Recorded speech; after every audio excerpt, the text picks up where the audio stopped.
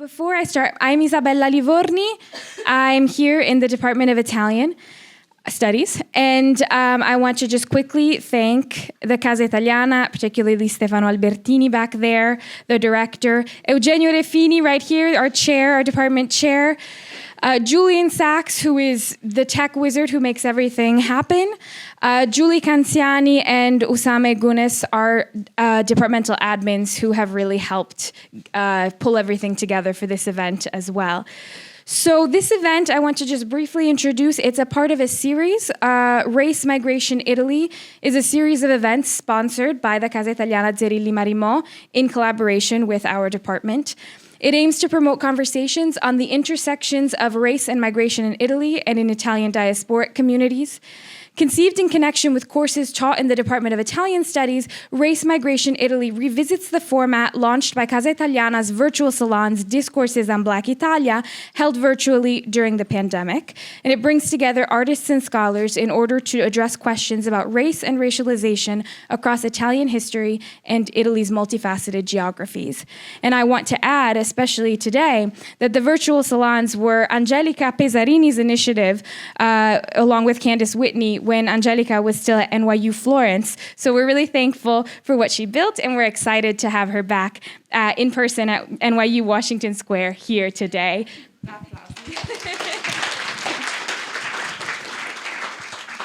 So a brief introduction to the film. This is from our event description, so it might be familiar. Blackness is not always immediately associated with Italian Renaissance history, but African people and people of African descent were integral parts of the Italian Renaissance. Their presence is attested to in Renaissance sculpture, painting, and archival records, hidden in plain sight. The documentary, The Black Italian Renaissance, African Presence in Art, from 2022, written by journalist and screenwriter Francesca Priori and directed by filmmaker Cristian Di Mattia, seeks to uncover information about Black life in Renaissance Italy, asking, who were the African and Afro-descendant people depicted in Renaissance art? Where did they come from, and what were their experiences in Italy? So we're very excited to present this documentary to you today. Thank you so much. I will introduce them in order, and then I will introduce Justin as well. So here, from left to right, we have Angelica Pesarini. Angelica Pesarini is an assistant professor of race and cultural studies / race and diaspora and Italian studies at the University of Toronto. Her work seeks to expand the field of Black Italia, focusing on dynamics of race, gender, identity, and citizenship. Angelica is currently writing a book on the lived experience of Black mixed-race Italian women during the post-colonial fascist period in East Africa and the use of oral sources as counter-narratives. As a scholar activist, she is engaged in the Italian anti-racist movement. Next, we have Anne Morning. Anne Morning is the Divisional Dean for Social Sciences, Vice Dean for Global and Strategic Initiatives, and James Weldon Johnson Professor of Sociology in NYU's Faculty of Arts and Science. Her research focuses on race and the sociology of science, especially as they pertain to census classification worldwide and into individuals' concepts of difference. She is the author of The Nature of Race, How Scientists Think and Teach About Human Difference, and An Ugly Word, Rethinking Race in Italy and the United States with Marcello Maneri, and numerous articles. Then on the stage, we have photographer and curator Deborah Willis, PhD, is university professor and chair of the Department of Photography and Imaging at Tisch, NYU. A recipient of MacArthur and Guggenheim Fellowships and a member of the Academy of Arts and Sciences, she is the author of Posing Beauty, African American Images from the 1890s to the Present, among many other books. And then I am going to introduce our guest joining us from Florence. Thank you so much, Justin. It's so late. And so Justin Randolph Thompson is an artist, cultural facilitator, and educator based in Italy. He is co-founder and director of Black History Month Florence and the Recovery Plan. Thompson is a recipient of a 2024 MAP Fund grant, a 2022 Creative Capital Award, a 2020 Italian Council Research Fellowship, and a Louis Comfort Tiffany Award, amongst others. His work and performances have been exhibited in institutions including the Whitney Museum of American Art and are part of collections including the Studio Museum in Harlem. His work grapples with cultural stratification in projects that connect academic discourse, social activism, and DIY strategies. So I'm going to start with a question for each of you, and then a question for all of you, and then we're going to open it up to our audience. So Justin, I want to start with you just again because it is so late there. So you played a crucial role in the production of this documentary. And could you tell us about the genealogy of this project and how you became involved in it, and the kind of work that you've done with Francesca Priori, the writer and kind of creator of this documentary, and director Cristian Di Mattia? And what did you want out of this documentary? Yeah, you can hear me in space? Yes. Fantastic. Yeah, thank you for the questions and for the invitation. It's great, even virtually, to be connected with all of you. The genesis of this film is part thinking about how Francesca has told us about it. So in terms of her work on the Botticelli film and encountering inside the Sistine Chapel these images of Black pilgrims, and really looking at those figures and thinking about how much else could be talked about, and that kind of being something that's coming out of also her own interest, connected in many different ways, sort of transforming itself into a desire to write and create something. And it just so happened that in 2020, with the murder of George Floyd, I think that there was a push to really start to frame and think about these things in a way that was more concrete and direct.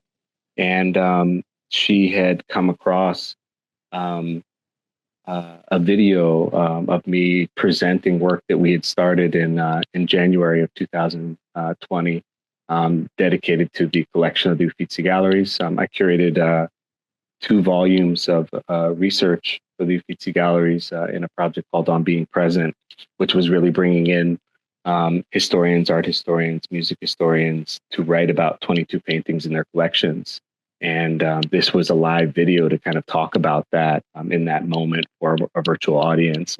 And I think that encounter really inspired her first to sort of seek me out. And so she reached out to me, and our conversation was really about, I think she recognized the fact that in a lot of the work that I do, as was mentioned also in my biography, I'm very interested in how the work that we're doing in a more academic environment makes its way into a broader public. Documentaries are clearly a part of this. Virtual exhibitions are a part of this. The approach to language that happens in virtual exhibitions and how academic that language is a part of this. So she was particularly interested in me helping as an advisor. So she sent me a first draft, and I put red ink all over it. And we started from there in a really long and wonderful conversation, and meeting, Cristian, and kind of working with the team when they came through Florence to visit the Uffizi Galleries directly, was a really powerful building part to be a part of something like this from its inception. And also to reconnect with scholars and friends, because Angelica, Ijaba, Cecile, Kate, Jonathan, they're all friends, and so to connect with them on this project was really magical. I think in terms of like what I wanted out of it, I'm an artist, and so I'm also highly critical of absolutely everything, which means that that was naturally going to be a part, my critique. But I think that there's such a necessity for this type of material that we have to kind of start somewhere. And I think that we have to start through forms of storytelling. We have to start in order to also understand how we might be able to fill in some other gaps. For me, my objective in most of the things that I'm doing is really to inspire more work to be done. And so, these are some stories, these are some ways of telling this story. How many other stories might be inspired through this? And who else might we look to, not only to tell the story, but also in terms of the narration? Because I think that also there's a broad range of scholars out there doing really beautiful work. that are working a lot of times in really closed and small circles. I've been in many of those conferences, and that material unfortunately doesn't circulate in the ways that a documentary can. I think that we need more also so that we can get into a broader audience. Sky is great, but obviously it has its limitations in terms of how much the film circulates. So the possibility of getting into classrooms, possibility of getting in front of a lot of people, that's really what is the objective for me. Yeah, thank you so much, Justin. And by the way, thank you for On Being Present. It's a really invaluable resource, even for people who are not specialists in early modern Italy like me. For teaching, it's very helpful. Thank you very much for it. Parenthesis. But so, Angelica, a question for you. In the documentary, we noticed the presence of mainly historians and art historians working in the Renaissance period. Like me, that's not where your main research interest lies. But your work instead focuses on Italian colonialism and the Black presence in Italy today. So how does your work connect with the Black figures in the Italian Renaissance? So first of all, thank you so much, Isabella, for organizing this event, and Stefano and Casa Italiana for having us, and for Deb and Anne to be here. I feel really honored and privileged, and I was thinking how much your work has been fundamental also for me while rewatching the film. I feel a bit emotional in the sense that it's a bit home here, and so it's nice to be back. So to answer the question, I think I need to draw a bit from my lived experience, because my work and lived experience are very much connected. So I was raised in Italy, was born and raised in Italy, in a small, quiet city in the north of Italy. But I was growing up in a white world. So I was always the only Black child, the only Black person wherever I was going.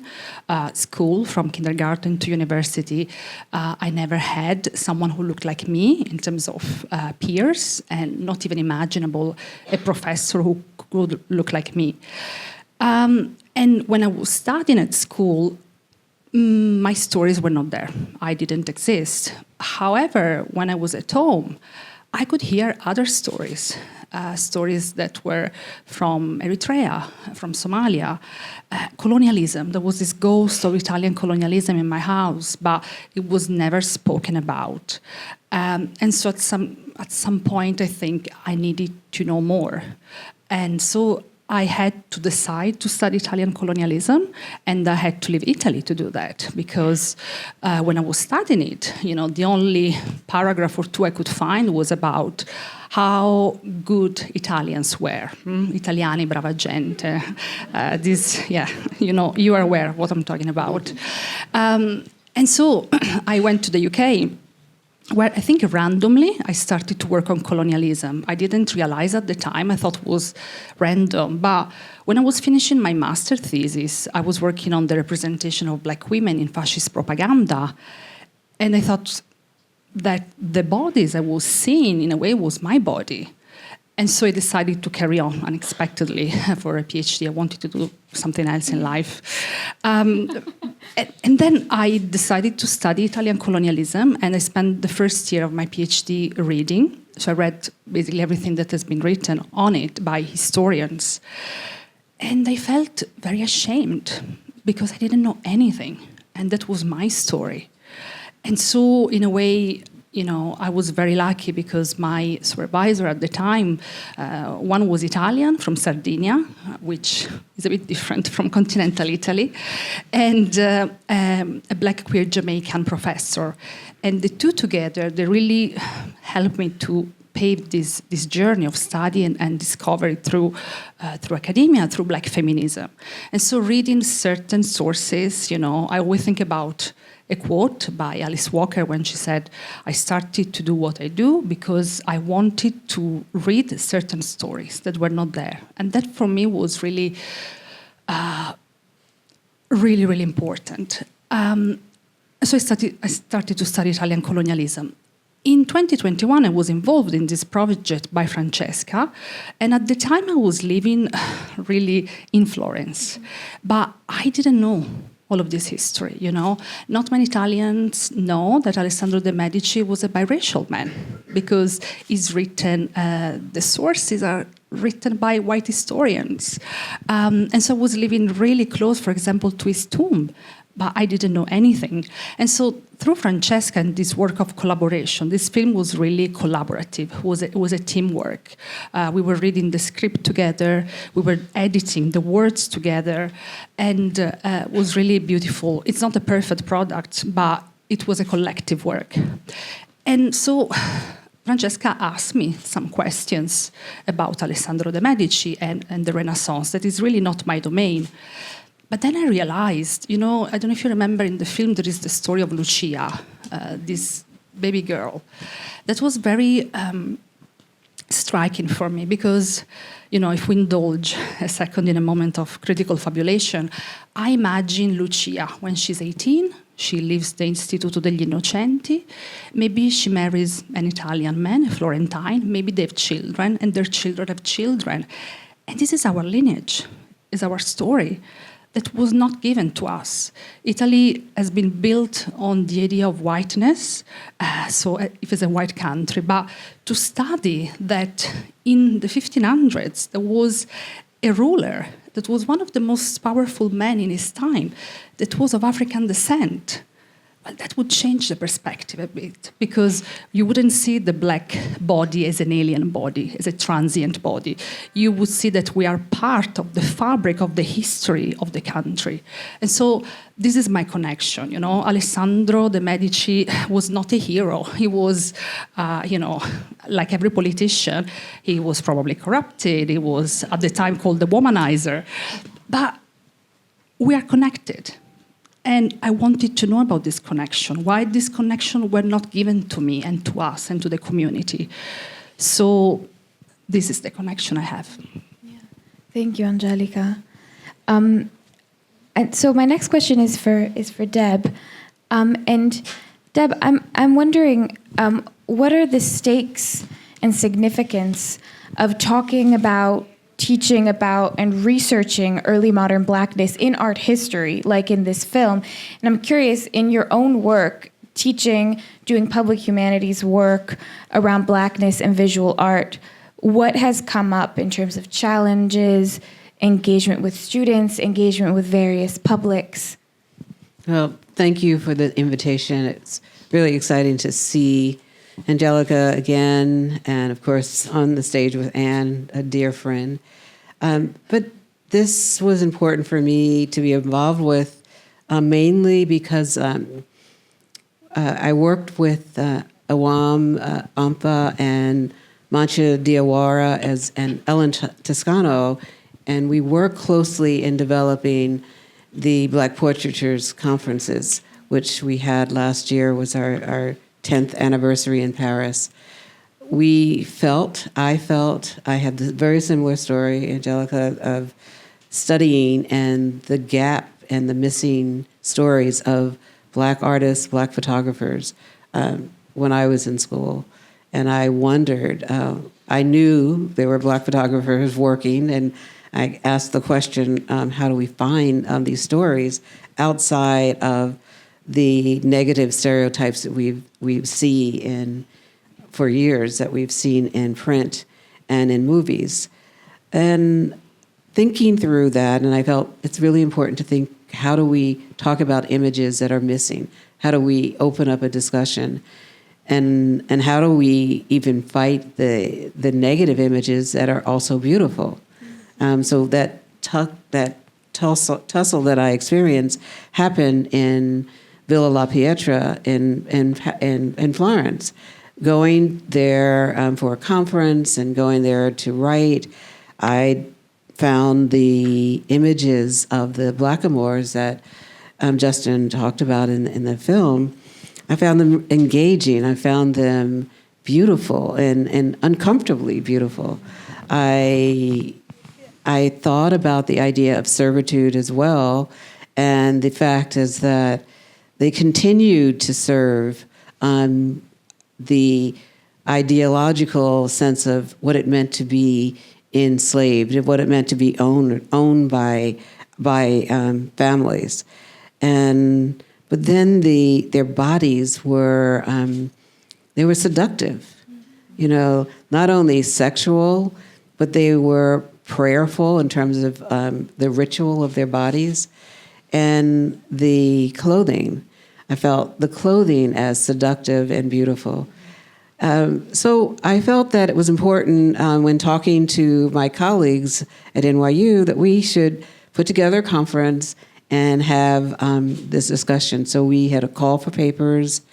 We had over 250, 300 people there, the first conference in Paris, and then about the same number with a different theme in Florence. And then Mancha and Awam organized film and exhibitions. So what we learned from that experience is we opened up a new discourse in creating a new syllabi, but our students had a chance to ask different questions. Why? Yes, okay. Then they fought back, and then they asked the questions. And then finding in this film the idea of the gondola and the aspect of unions and acceptance was something that my students were excited about. We studied this film last semester. Had seen it again, was as just as engaging. But the filmmaker also made it seductive in terms of the music. Mm-hmm. How do we incorporate a story of absence and then the story of presence?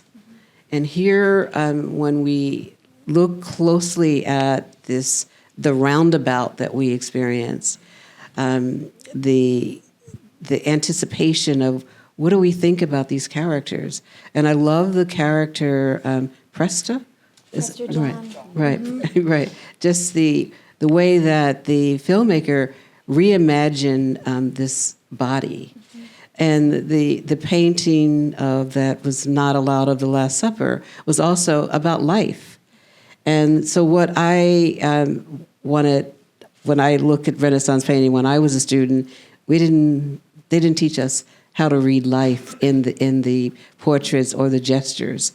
And so this is an opportunity in teaching images today is we can read an image. We can also reflect on our own lives, but also reflect in the past. I felt that the painters, the skin tone, just beautiful skin tone, and the body. And so I think that these were the engagement that I felt was significant for me in terms of teaching and continue to teach the course, The Black Body and the Lens. Thank you so much, Deb. That's so beautiful and provocative. I'm sure we'll have a lot to comment on. I think I'm going to kick it to Anne, and then I'm going to open to the audience. And I have a final question for you all, but just I want to make sure we get to audience questions. So for Anne, we're so lucky on this panel to have such multiple kind of perspectives on the topic at hand. But Anne, your sociological work primarily focuses on race in 20th and 21st century Italy. And so what kinds of continuities and discontinuities do you see between the Black Italian Renaissance and the perceptions of Blackness in Italy today, which you've done a lot of work on and also very, very useful for us teachers? Thank you so much for the question. So yes, I'll just say by way of introduction that what I have to say will be based on interviews that I conducted in Italy with nearly a little bit over 100 young people in Milan, in Naples, and in Bologna.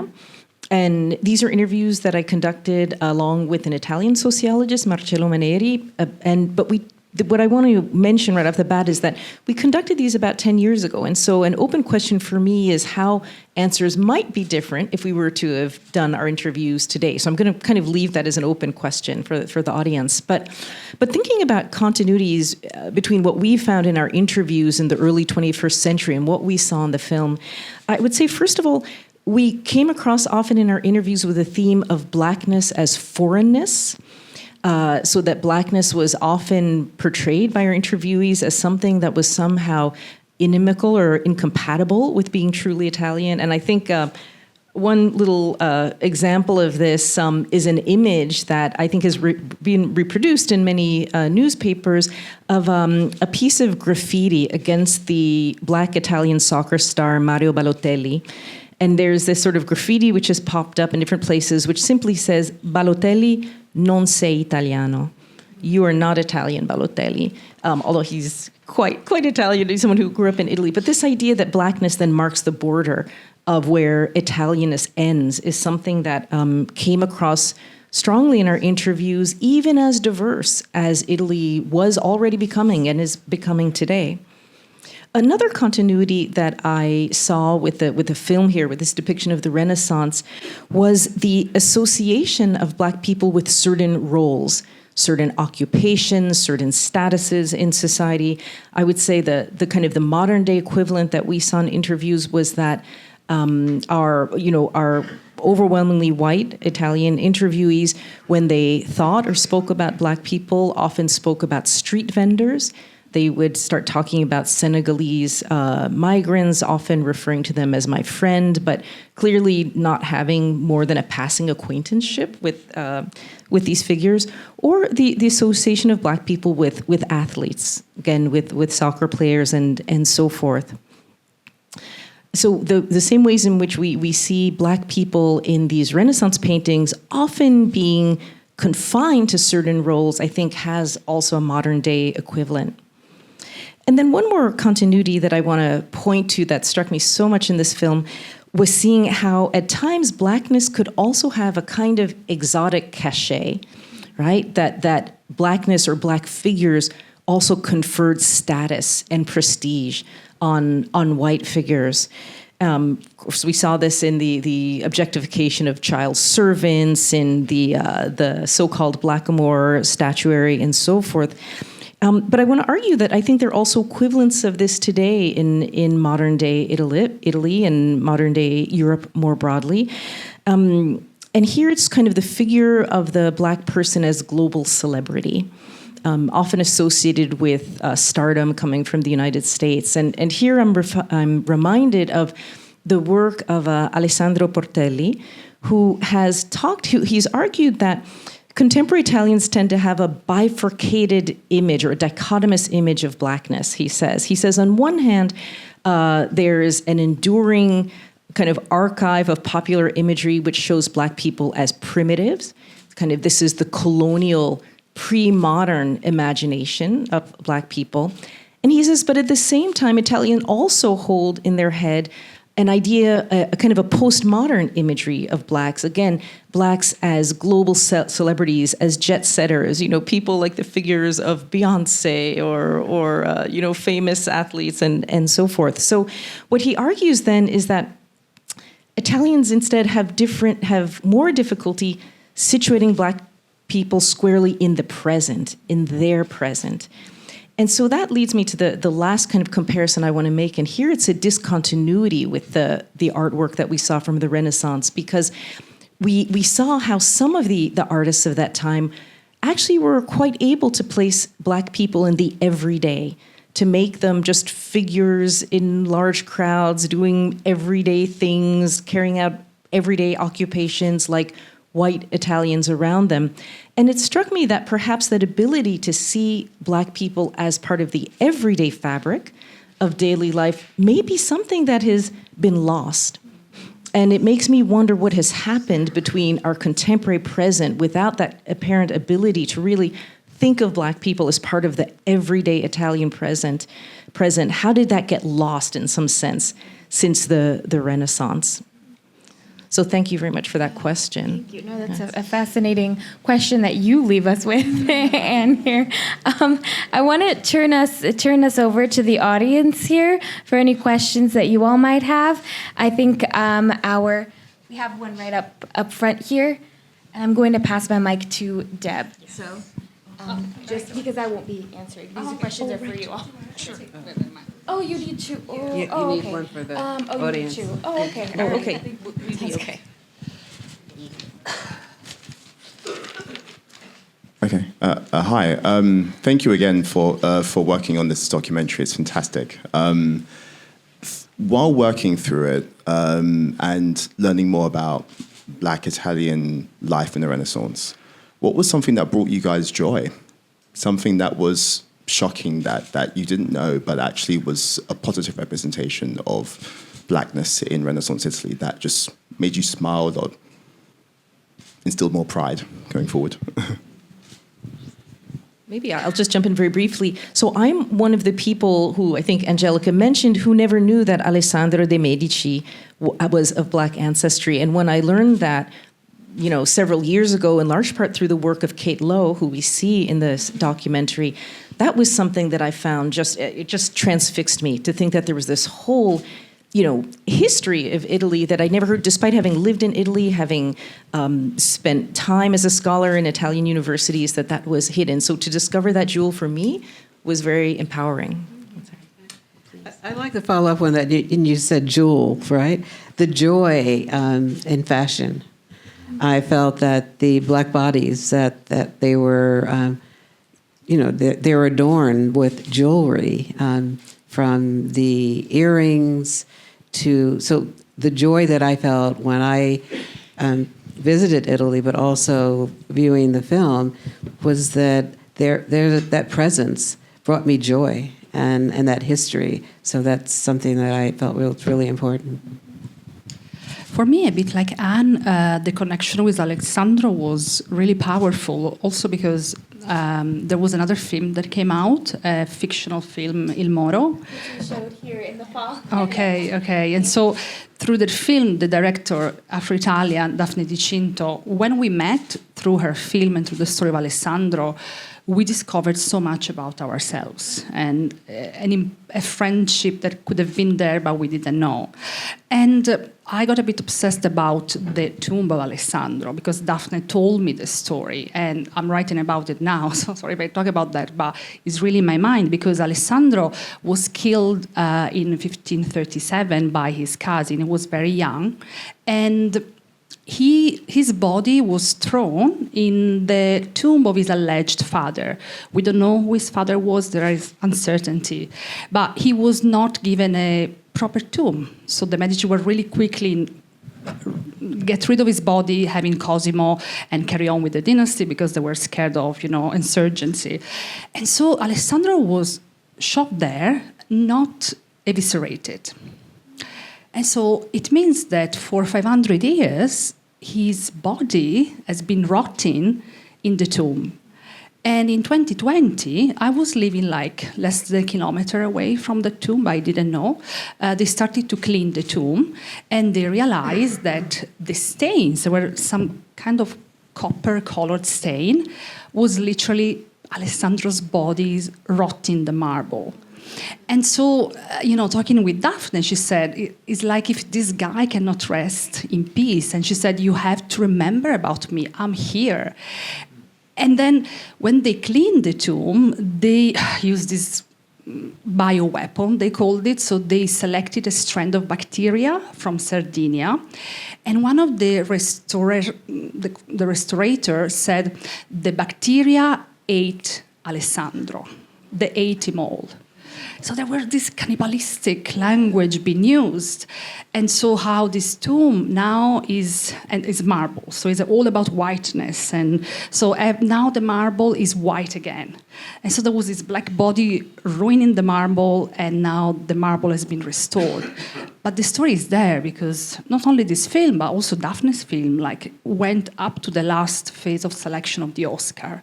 So this film went all over the world.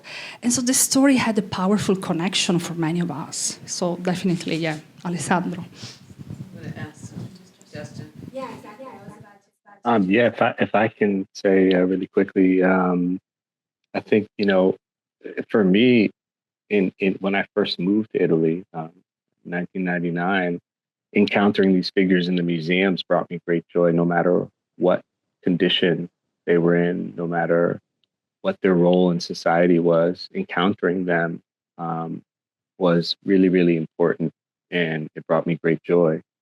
In the film, in the process of making the film, honestly, I think one of the bigger joys was I had read John Brackett's work, but I got to meet him And so meeting a Black scholar of the Italian Renaissance is, there's some rarity to that. And to sit down with a gentleman like John and really talk through his encounter with the archive and with the research, his opinions on things, was really, really special, and it brought me great joy. So I would say John. About joy. Yes. Thank you. Isabella, I take advantage of my position. My name is Stefano Albertini. I'm a migrant, and I'm also the director of Casa Italiana. Welcome to all of you, and thank you for a great screening. My first observation as a scholar of the Renaissance is that when I was studying, very much like Angelica mentioned in her history books, of course there was no mention of this. And they couldn't not mention the fact that there were slaves indeed in Florence. But the hypotheses that were heard were very strange, not really founded on anything, and none of them was included rightly in the documentary here. And so my question was, we learned so much about the trade of spices. We knew everything about cloves or saffron and how they move from one place to the other, and we knew nothing about the movements of people, forced or willing. So this is not only an art history documentary, but it's a very powerful proof of how art history can be used to really address essential issues in history at large, especially when it comes to movements of people. Why did they move? Where did they go? Why? What was behind them? The mobility of masses. So it fills a huge gap, not only from an art historical point of view and a broadly cultural point of view, but really from the point of view of the essence of what history is. We paid more attention to spices than to humans. And it's finally time that we turn the situation back. And then one footnote to Professor Willis' observation, and she reminded very promptly and with good reason, the whole experiences of the resignification exhibit that she with Ellen Toscano curated in Florence. And it was one of the first times in which the images of blackamoors were not censored or covered, as our not enlightened leaders at NYU thought of doing when they, and Debbie probably would have something to say about that, when they received the inheritance of this beautiful property, the first thing was, we're going to hide them all. We're going to put them away.